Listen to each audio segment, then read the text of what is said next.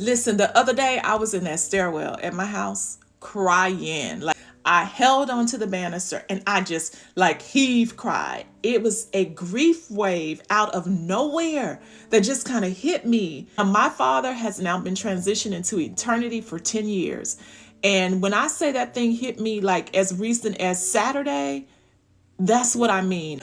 And I'm not laughing about the grief wave, but I am laughing when I think back on some of the stuff that people said to me. Thought I'm gonna do a little grief expose. I got on my black to honor the situation, got my shades for when that's necessary, and a little bit of tissue too.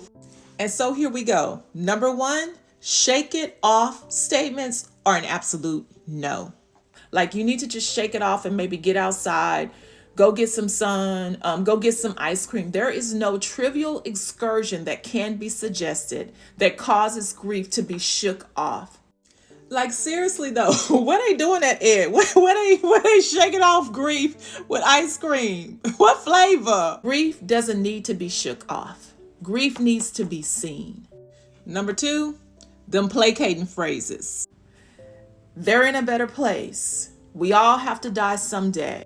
Child, get out of here. Weren't us with all of that. Don't nobody want to hear nothing about no, thank you. We gonna make number three them at least statements. Listen, there is nothing at least about grief.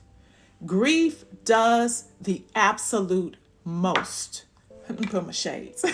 Grief sucker punches you in the middle of the night. Grief hits you in your stomach.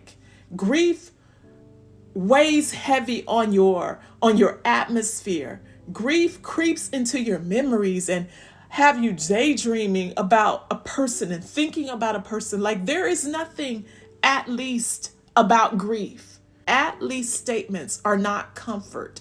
Grief has no at least. Number four, comparison and competition. When we make statements like, well, you got to have your father for 50 years. Mine died when I was only 12. Or you've been with your mom for however many years. Mine died during childbirth. We're not trying to compete and win the grief war. And listen, I'm going to throw this in for free. When you find yourself even in grief moments trying to compete with folk and needing extra attention and all that kind of stuff, that's signaling that you got some inner work you still need to do, friend. Come on, friend. When you giving your comfort statements, you don't even notice that the person who's actually grieving is sitting over there like this. Eyes glazed over, honey, just waiting on you to finish, child.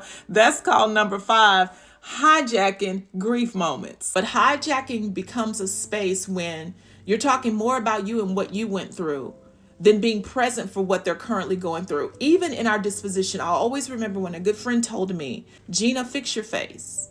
Fix your face. And I remember just thinking, but I'm so sad. He said, no, because your face will indicate to them how you're being impacted. And what does that look like? Like a recent funeral where I went to and they personally requested that y'all not stop and hug their family members on the front row and rock and hug them so hard and so long that they end up crying and then you heaving and then they rubbing your back, all of that. Let this really be about them. Number six, honey, weaponizing God, saying things like, God had tried to tell them something. God had given them the signals. Listen, please don't. God doesn't need a spokesperson in someone's suffering. And then those particularly tragic moments like a car accident, being hit by a drunk driver, when we start explaining stuff and we really don't even know what we're talking about and we blame that stuff on God, y'all know it's many of folk got issues with God today because of how we explain their grief. I know you deep in everything, but let love speak, not lesson giving. Not right now. Now we coming through with number seven. That expert syndrome. Listen, grief is not the same. It's a profoundly personal experience. And for some folk, like their cousin is like play cousin sibling. Honey, they grew up in the same home. They in there like that kind of style, like that. Then you got some cousins, you may see them once a year. That's in any position, a mom, their dad, their best friend, their buddy, whatever. We don't have to embrace the expert syndrome as if because we've lost in our lives, we're now the experts on what grief looks like. The expiration myth. Listen, did nobody make none of us the time managers on when somebody ought to be over their grief? Let me be very honest. I don't know that people actually ever get over grief. But a grief wave can hit you out of the blue from nowhere. And if you've ever sincerely lost someone that you love, you get that. Number 9, the public performer. Honey, when you get to, oh, child Jesus, when you get to posting prayers for the family before the family didn't even post it, when you getting up having words, child, at the people's funeral, and you pronouncing the name wrong. Lord Jesus, when you getting in the family line, calling the folk, wanting to know what colors the family wearing, you doing too much. That's exposure. That's not empathy. Wait, respect, reach privately first. I'll tell you how you need to handle public. What does that mean? If you don't have the phone number to be able to reach privately, you may not want to be one of the first people to post publicly. It means you don't even know them people like that. You do not know them people like that. Leave them people alone. Let them people grieve for a minute, all right? Then number 10 and my final one, the curious bystander. This is like a sucker punch thing to me. I hate it when I see it. Like, to be clear, when you come in there like a mighty rushing wind, putting what happened as your first response and learning that someone has died, that is inappropriate. Shock is no excuse for nosiness. Pause, sit in compassion. Let empathy arrive before your questions do.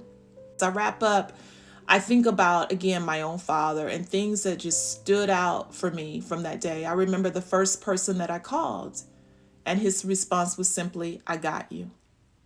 I remember my brother in love, Keith. My older brother and I were sitting by each other, and he was having a hard time. And when we were getting out, Keith literally just took off his shades. He took off his shades because he always got some on, and handed them to my brother. My brother put them on, who never wears shades.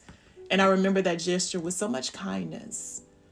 I remember a company sending something to the Cancer Treatment Center in honor of my dad. I remember walking out and seeing certain people, and I knew that they were going to be on the front row. Presence.